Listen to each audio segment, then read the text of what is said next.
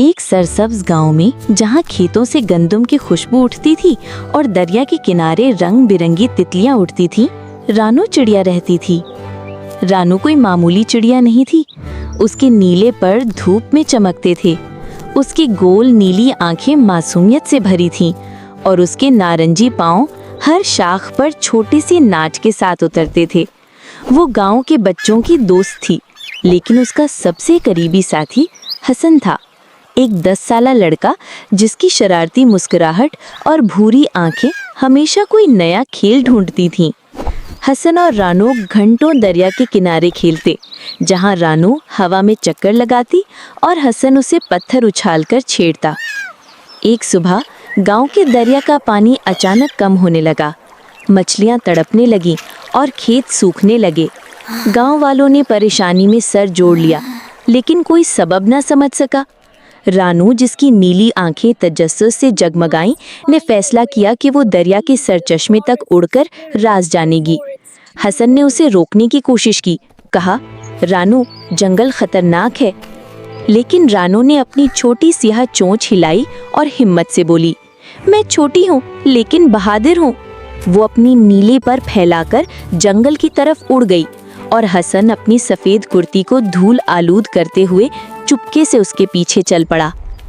जंगल के गहरे हिस्से में रानू ने एक पुराना खस्ताहाल मंदिर देखा, जिससे हल्की सी जादुई रोशनी निकल रही थी। अंदर जहरा, एक बुजुर्ग जादूगरनी, अपनी चांदी की चोटी और चमकते चोहे के साथ एक जादुई क्रिस्टल पर काम कर रही थी। ये क्रिस्टल, जो उसने गलती से चालू कर दिया था, दरिया का पानी खींच रहा था। रानू ने अपनी छोटी चोंच से क्रिस्टल को छुआ और अचानक एक चमकदार धमाके ने उसे एक अजीब दुनिया में ले जा पहुंचा, जहां आसमान रंगीन धूप से भरा था और फूल गाते थे। हसन, जो मंदिर तक पहुंच चुका था, ने रानू को गायब होते देखा और बिना सोचे क्रिस्टल को छू लिया। खुद भी उसी दुनिया में जा पहुंचा। वहां उनकी मुलाकात एक जादुई परिंदों की रानी से हुई, जिसके पर रानू की तरह नीले थे, लेकिन चमक अलमास की सी थी। रानी ने बताया कि क्रिस्टल उनकी दुनिया की जान है और अगर उसे वापस ना किया गया तो गांव और जंगल दोनों खुश्क हो जाएंगे। रानू ने अपनी चुस्ती से रानी के महल के एक तारीख तहखाने में क्रिस्टल का असल मकाम ढूंढ निकाला, जबकि हसन ने अपनी होशियारी से जादुई रुकावटों को पार किया।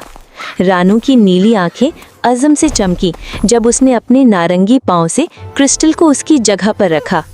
अचानक एक रोशनी फैल गई और रानू और हसन वापस मंदिर में आ गए। जहरा, जो अपनी गलती पर शर्मिंदा थी, ने रानू की हिम्मत की तारीफ की और उसे एक छोटा जादुई मोती दिया, जो रात में चमकता था। गांव वापस आने पर रानू और हसन ने देखा कि दरिया दोबारा बह रहा था। गांव वालों ने रानू की कहानी सुनी और उसे अपना हीरो बनाया।